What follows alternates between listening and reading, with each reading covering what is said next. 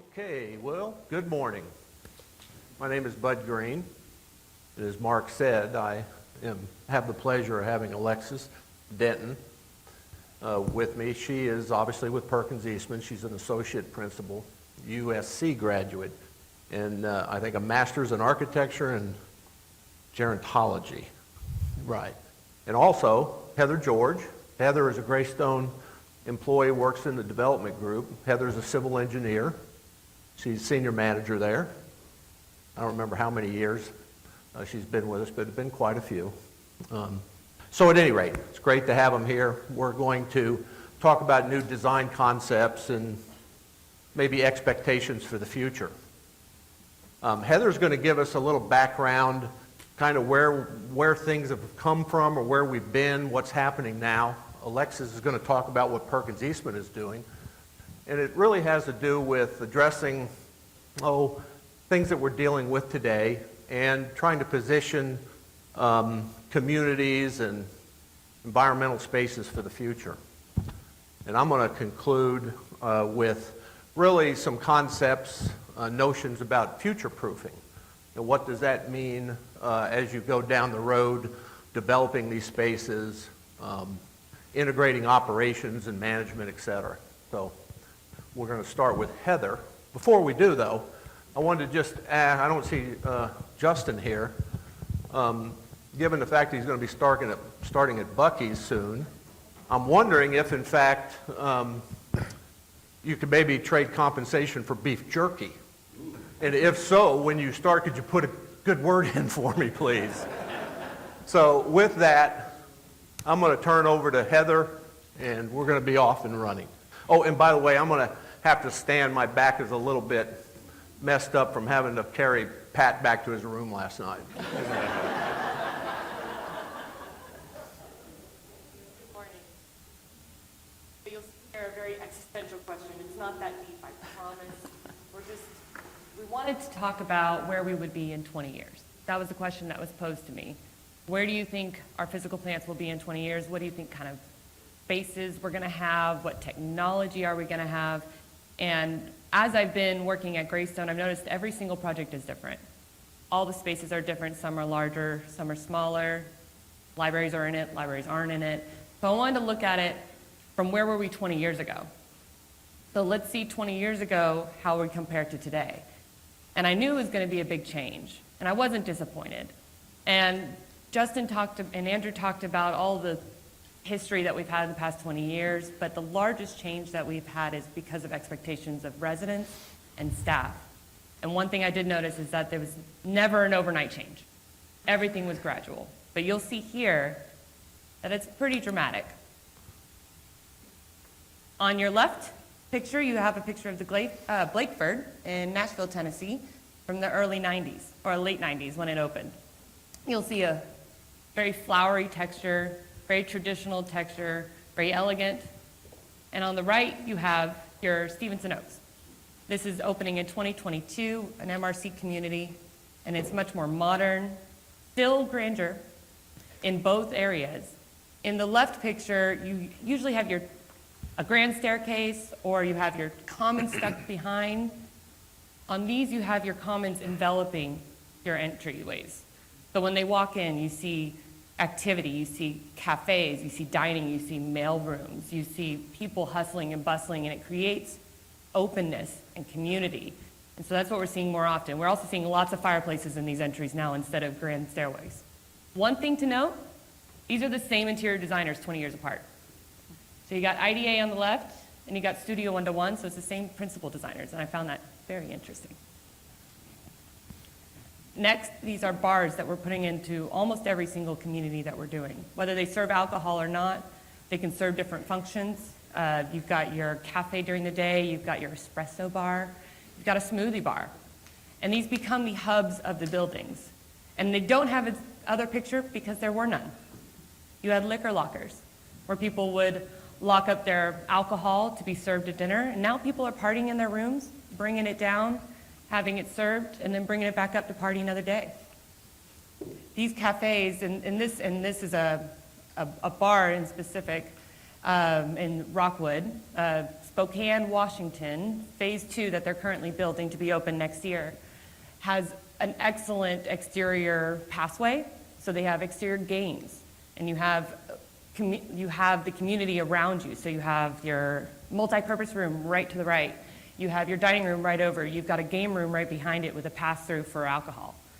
So it's a hub in this community, and it's a very casual hub. So as you have pre-function drinks or overflow from dining, having this space creates a different venue and a different atmosphere altogether.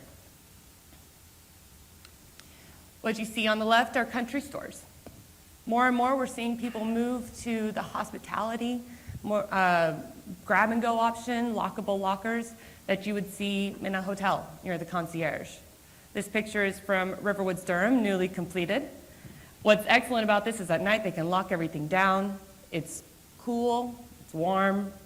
You've got all your perishables in there. They also do have a country store. And that country store has the opportunity to be refurbished in the future for something more resident-driven. Right now, the residents needed and wanted a country store. In the future, they may not want one. They may sell their wares here, next to their casual dining venues. One thing about Riverwoods that I do love, and this is when I started working on Durham and going through the space programming, is they identified 2 or 3 rooms that to be determined. We wanted to make sure that the residents got what they wanted. We could all day long plan a library. We could all day long plan an art room. But if they weren't going to use it, we wanted to make sure that they had something that they could use. So they eventually turned into music rooms while we were going through the design. I think one is still undetermined right now. And having that flexibility, and in the design, we made sure all the utilities were there, data was there, water, sewer, electrical, so it could be whatever it wanted to be, except for an in-ground pool. We tried. So having this flexibility is key in the future. And looking at it when you're looking at space programming and you're planning these spaces out, thinking ahead, 10 years, 20 years, what could this be one day? Libraries are going out, they're turning into more cafes, but they're still very popular. And where are all these books gonna go? So we gotta figure out how these can maneuver as we move through the years. Dining. This is one of the biggest changes that I saw. So as you'll see another Blakeford on the left. Very formal, attire was formal.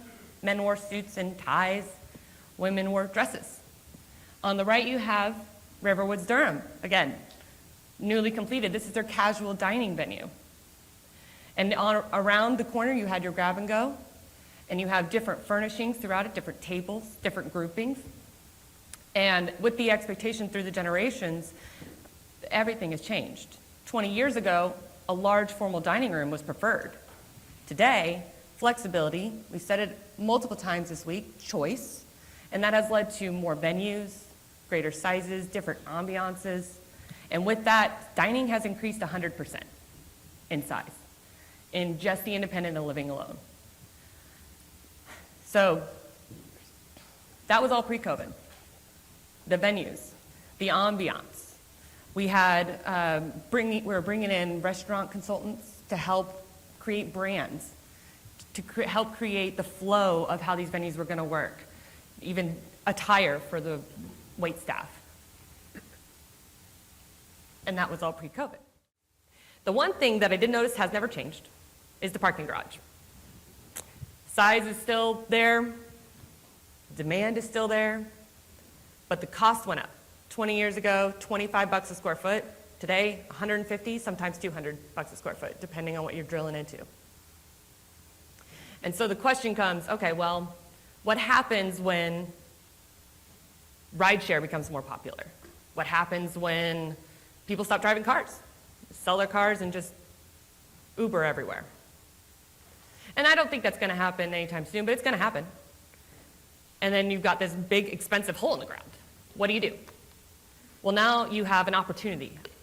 You have more common spaces. You can have a cigar lounge down there. You can have a train room, a photo room.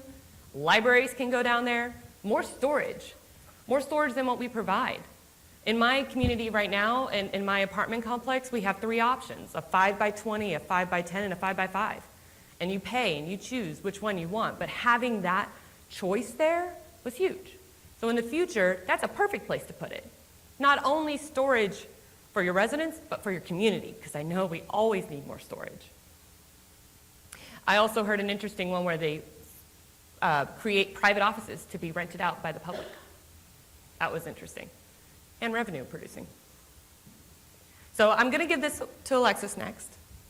But I wanted to say one thing, and I hope that in 20 years I can do this presentation again and look back on all the cool things we were doing and how they compare to where we will be. So I hope to see you all then when I do this again. Thank you, Alexis.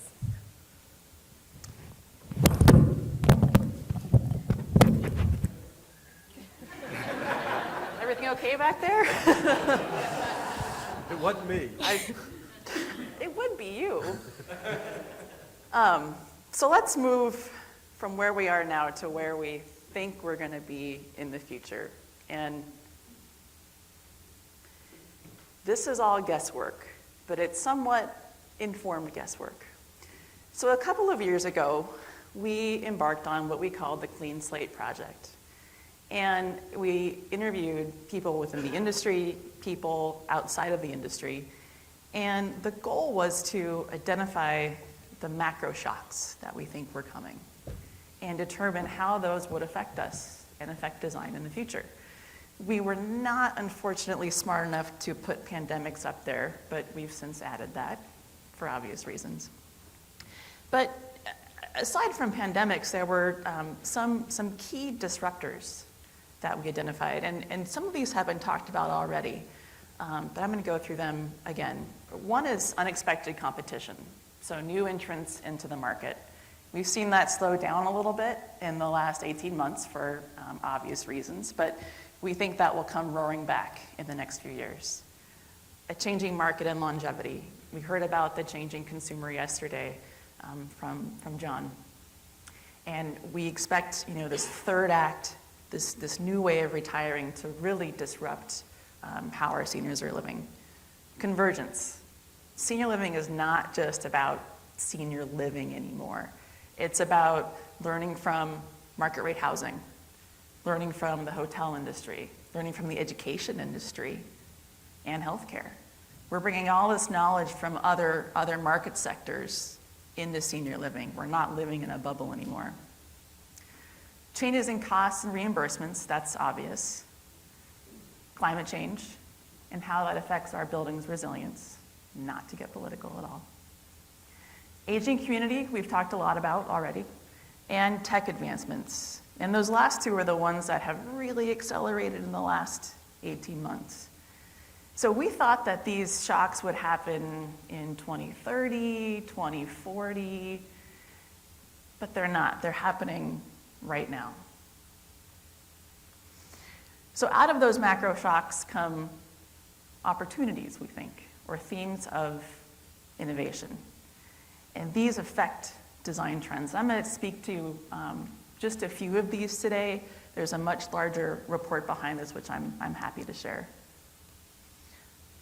The first is authentic experience. This is embracing who our residents are, designing spaces that relate to their values, to their belief systems.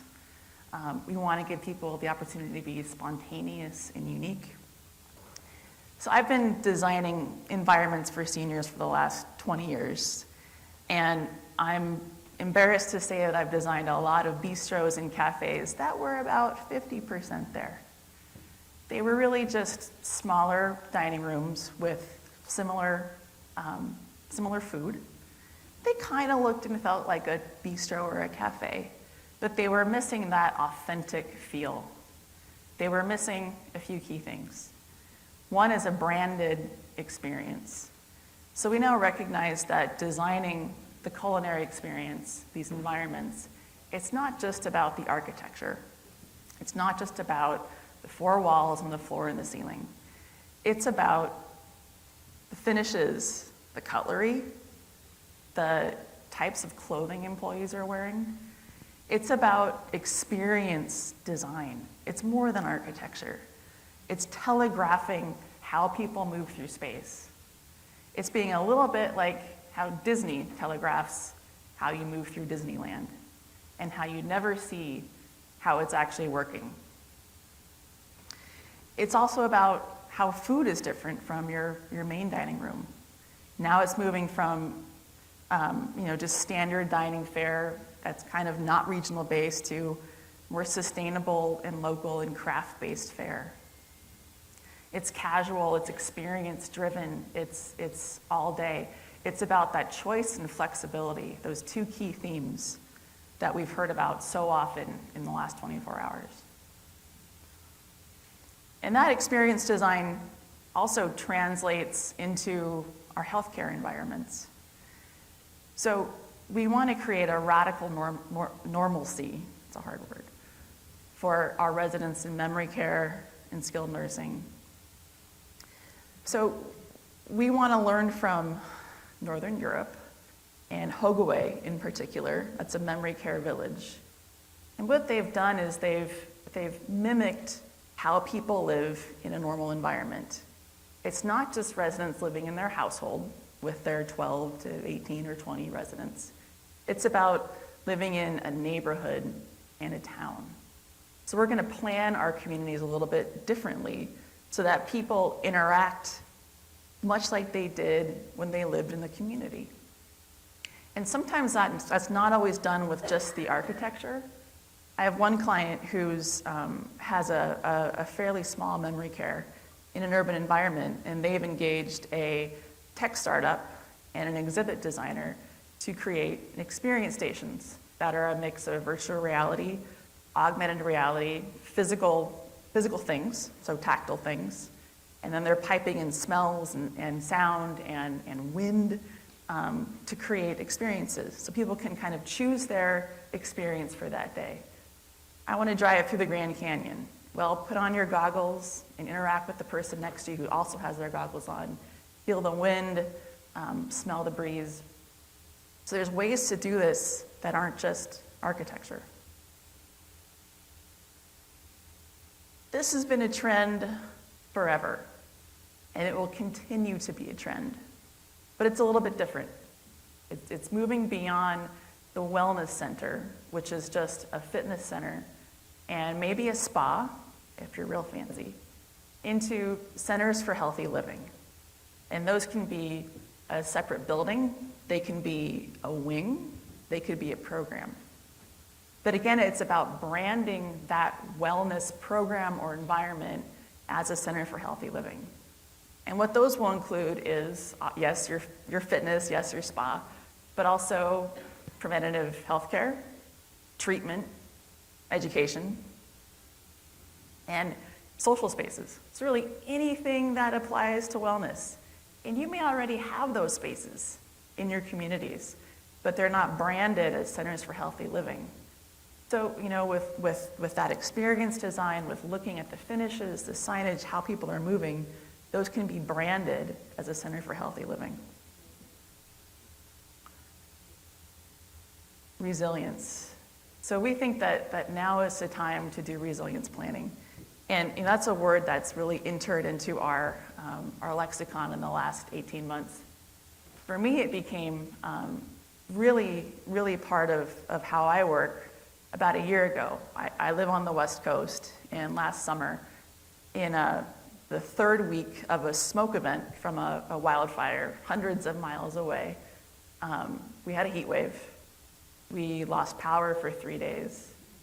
And there was a special kind of hell trying to keep a 2-year-old cool and content when the inside of my house was 92 degrees and there was no electricity.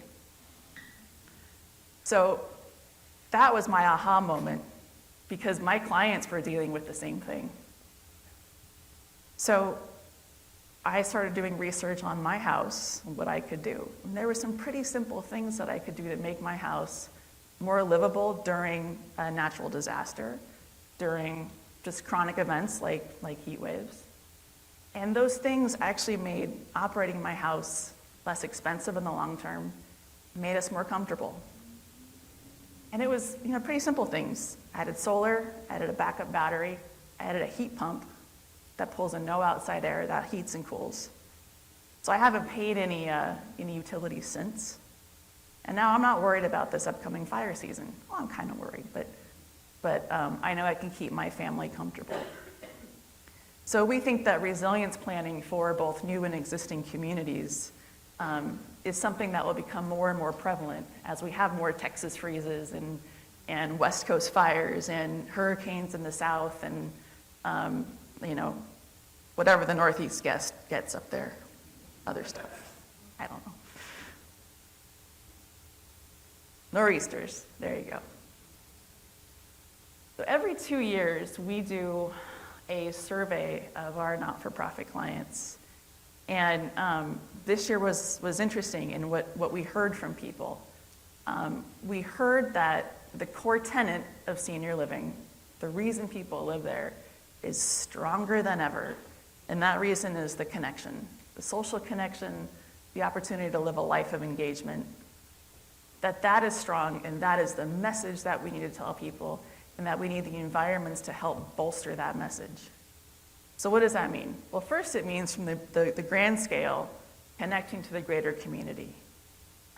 So even if we're not doing the major urban high-rise projects, which we used to do, even if those are now moving towards the suburbs and the exurbs, we can still take the best of what urban living is and leave the bad stuff and apply it to our communities. What does that mean? That means mixed use. It means partnerships with people in the community, potentially lessening your social spaces and making someone else provide those in an adjacent building. It means partnering with a junior college. It means being close to a transit hub, possibly, so people can get around. And it means possibly repurposing existing buildings, malls, retail centers. We've seen interest in hotels because those have been hit hard by the pandemic. And then it also means looking at alternative models and how we look beyond the boundaries of the life plan community. The hub and spoke model, the village model, which, by the way, is just perfect for a middle income market. Livable communities and co-housing. And it's also recognizing that connection occurs at many different levels and scales, and that we need to be aware of all of those. It's a feeling, it's an experience, it's also a place. So being just very clear about how we design for those and using that to dispel this myth that the media has perpetuated that senior living isn't great. So our communities are no longer these isolated places out in the exurbs. Now they're going to be about a diversity in income, lifestyle, and generation. We already heard about the daycare. We're also seeing preschools. And one client of mine is adding workforce housing for first responders and using that as a horse trade with the local jurisdiction to get more density in their independent living. So they're going to say, if we build workforce housing for our firemen, let us build X units of independent living. But that's also bringing generational diversity to the campus. So it's really a win-win for the community. It's niche markets.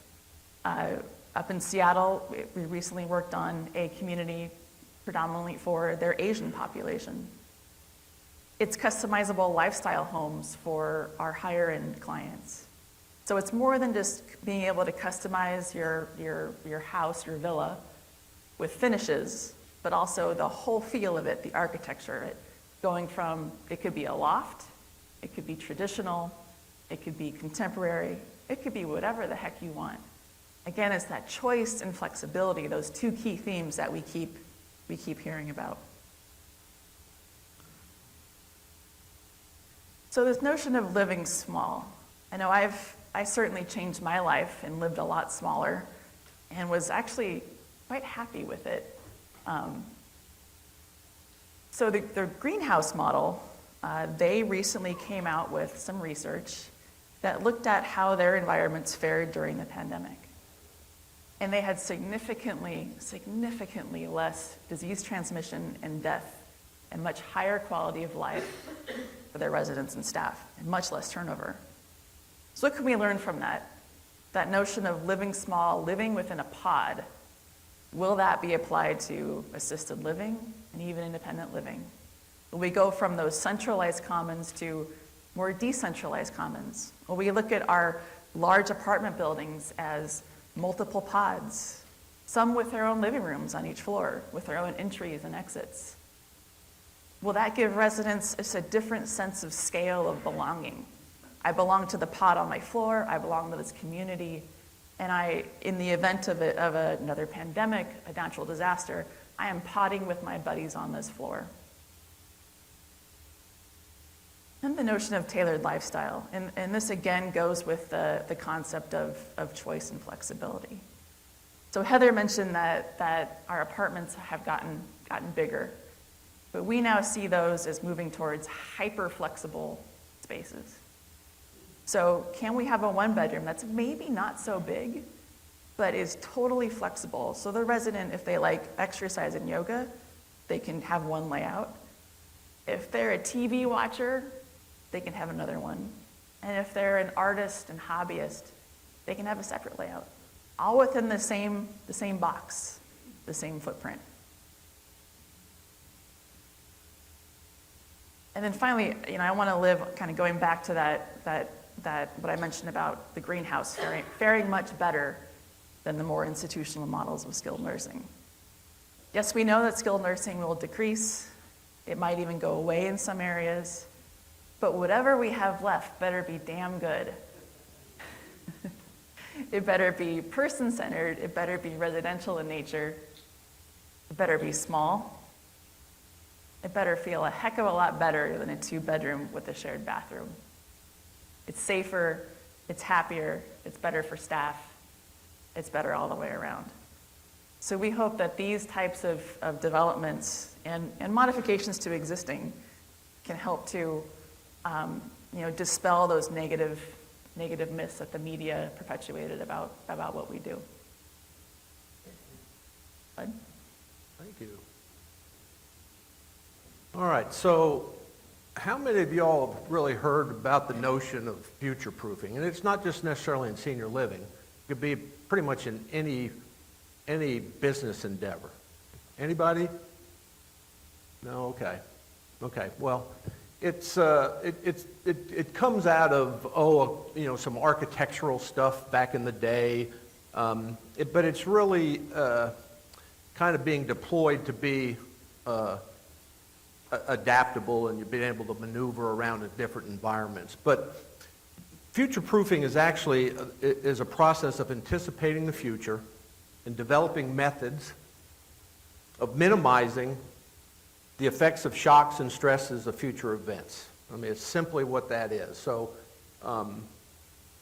my father, who was in the cattle business up in the Texas Panhandle, used to always tell me that, through life, Bud, there's going to be times when it's going to be important for you to, depending on where you are, to be able to envision different paths to take or different things that will come in front of you.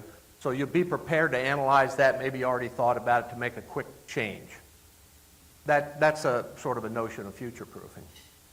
Alexis went through a lot of different things in her slides where they're executing from an environmental, space planning standpoint, so a lot of notions about future-proofing. And I'm going to go over real quickly 8 points what that is. The first one has to do with flexibility. She mentioned that. That, I think, is one of the top ones. And to be able to be resilient. And I'm talking about specifically, initially design stuff. But it's not just design. It's about how you operate a community. You heard a lot about that from Andrew and Justin, how you market it. So being able to be flexible, anticipating things that might happen in the future, being prepared to make quick decisions is a very valuable thing. Some years ago, Bert actually started to formalize a process of design charrettes. And everybody has sort of implemented that in within a development group and customized and modified it sort of to our own path and individually for our clients, because every client's different cultures, et cetera, et cetera. One of the things that Heather and I talked about, she mentioned the Stevenson Oaks project over in Fort Worth for MRC, beginning to start implementing some of the future-proofing notions. How do you take certain spaces, working with architects, be able to adapt them quickly? How can they be very flexible? How can they still work for management and be, cost-effective from an operations standpoint, from a design standpoint? But we were also trying to make sure that we were flexible and we could adapt and we could be very resilient when it came to pricing these designs as we went through the process. Already anticipating cost increases, chain supply problems, commodity problems, et cetera, what are the things that we could affect that had value that wouldn't, from a cost standpoint, that wouldn't necessarily affect too much from a resident? Being adaptive, Alexis made the comment about adaptive reuse, and that's really what this slide implies here. A lot of opportunity, particularly in this environment where there is empty buildings, and given the core, the skeleton of buildings, where services are and whatnot, there's a tremendous opportunity to reuse, repurpose certain buildings for senior living. You see it in old hospitals, get repurposed, hotels get repurposed, but there's a tremendous opportunity. I think a tremendous opportunity, certainly within an urban environment. Oops. Sustainability. It's been on everybody's mind for years now. And in my mind, when you're talking about future-proofing, it isn't just, are we buying, material that's, sustainable, is it clean, et cetera, et cetera. It really has to do more with, is it a path in a series of decisions that still supports and maintains health of our residents, the quality of the environment, et cetera. I intentionally have on the slide here this book called Pattern Language. Alexis knows about it very well. Actually, she had mentioned to me Christopher Alexander was a professor of hers out there in California. I got to meet him when I was in school. Oh gosh, it was some time ago. I obviously look like I'm in the same generation and probably graduated nearly about the same time, but it was very impactful for me. That grew into this whole biophilic design notion. And the focus of that is that it focuses on aspects of the natural world that contribute to human health and productivity in the age-old struggle. I'm reading my notes here, by the way. To be fulfilled, healthy, and survive. It is not biophilic unless you achieve those things. So, again, it's the environment, but it's also, how are you designing spaces inside? What kind of materials are you using? What kind of programs are you offering that fulfill these aspects? All of those combined then begin to address and define what biophilic design is. I will say from a sustainability standpoint, Brad had indicated or advised me about the Enzo project that has this green bond. So I immediately started doing some research on it, and it's actually pretty cool. It's a lot like LEED. There's a lot of benefits from a financial standpoint that Brad could get into a lot more detail than me.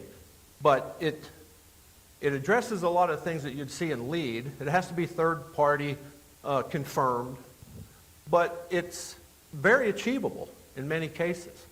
But it has to be woven in with what the culture of our clients are, what the municipalities are, et cetera, et cetera. But I encourage people to, continue to look at that.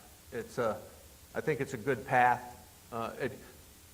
Having sustainable projects and using certain methods will attract labor that have like-mindedness. So I think it's a really a good thing. Alexis was talking about, healthy living and whatnot. Well, obviously that's something that we want to make sure that we do. From an environmental standpoint, it's all about, ventilation, fresh air, open spaces. I'll touch a little bit more on outdoor stuff, but type of products that you use to clean, the wellness program, exercise, all of those kind of things. I am hoping, Heather was talking about how technology is improving in fitness. I'm hoping maybe someday you'll just be able to, plug in your ear or something and it sort of exercises you for you. You do your exercises virtually. You can see that could work real well. I will tell you that during the pandemic, I had to have a doctor's appointment, and it was virtual, and I thought, oh, this is going to go great. What good is this going to be? Well, actually, I was pretty surprised because I actually had a blood pressure machine at home. I had a thermometer that you didn't have to, put in your mouth or anything, and I had one of those oxygen meters. So first thing the doctor asked me, he said, do you have these things? And I'm like, yeah, I do. And he, all right, get them out on the Zoom call, and we went through that. He asked me 100 questions, and then he said, well, you got COVID. You'll be fine in 10 days. I'm going to send you this or that. So confirming the test that I had. My point is that really worked well for me, and I know that it'll work well in the future for seniors when you give them the right spaces, right equipment. They could do these, virtual appointments. Community, Alexis went over a whole lot of comments about that. I really like the picture here because it shows a couple of retired ladies that are roofing a building on Habitat for Humanity, using a nail gun. Looks like it's pretty hot out there too, but the connection to be involved with the community and how you as a operator and a sponsor make decisions about how you're going to make those connections is hugely important. Outdoors, this is one of my favorite ones. You want to prioritize the access to the outdoors. You want to make sure that whatever in your culture, your decision making, you put together certain programming so you have great access to outdoors. And it's not just patios, and it is that, but it's other areas on site that you design and you make sure that you maintain and you have program activities, and maybe it's off-site stuff. This one is one that I really like because back in my younger days, I never did the Appalachian Trail hike, but I used to hike all around northeastern New Mexico. And Emma Gateway, you can see this book, Grandma Gateway's Walk. She was actually the first solo female thru hiker in 1956. That did the Appalachian Trail, or maybe 55. It's like 2,170 miles, and she did it 3 times. She's actually credited with the person that actually saved the Appalachian Trail program. So in my mind, especially for a senior, and oh, by the way, she had 11 children. So quite an individual, quite a story about being active and being outdoors. In addition to that, she did the Oregon Trail, which is like 2,000 miles in 1959. With all that said, it's hugely important to keep the programming for outdoors, fresh air. Of course, it has to fit in your culture. It has to fit in the environment and the market that you're in. And then commerce. Heather was talking about that, and also Andrew and Justin about the importance of commerce and e-commerce and being able to get food delivered. Make sure you got the environments for people to enjoy those services. It's only going to increase. Everybody is using it right now. I don't know anybody that hadn't bought stuff and multiple things from Amazon, etc., and other internet sites. So we want to make sure that we make that easy. There's spaces to operate those programs, etc. And then technology. I'm not going to really go into much comment about that because it's a little bit over my head. I'm just thankful that we have, Heather and Alexis that knows that stuff better than I do, and we have consultants that are experts. every time I am in a meeting on any project and we talk about technology and low voltage, there's something new, something's changed. When I think I have it, I don't have it, because it goes so fast. So we know that the boomers are probably the fastest growing group of people that are connecting and using these services, and it's only going to get stronger. To Heather's point before about Wi-Fi, we want to make sure that we got great coverage, not only in the building, but all over the site. People can connect up with each other wherever they are, part of the outdoor program, et cetera. So I'm going to close, and I'm just going to read this. Alexis started with disruptions and opportunities. Well, the fact is, and this is a statement by Beth Mace, disruption is here to stay, if for no other reason than the fact that we're shifting from the cohort of the greatest generation and the lucky few into the baby boomers. And they are known as the cohort of disruption. I am I'll be the last baby boomer, I guess, that moves into that realm. And I can tell you for sure that all of my friends, everybody I know that are in that group, are huge disruptors. And what they want, what they're going to expect, isn't even defined yet, I don't think. We're sort of guessing at it. So in conclusion, I am happy that when my time comes to look for some sort of retirement environment to live and thrive in, that I'll have people like Alexis and Heather directing the way for me. And I'm very excited about what the opportunities they have in the future to be in this industry and how they can impact it.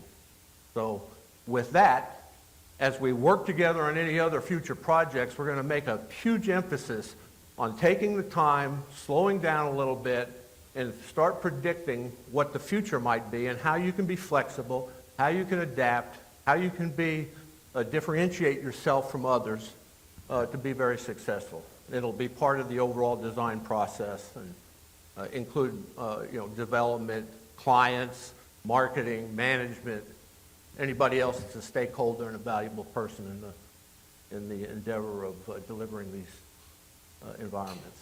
And with that, we go to break. Thank you all. You nailed it. Beautiful. Good.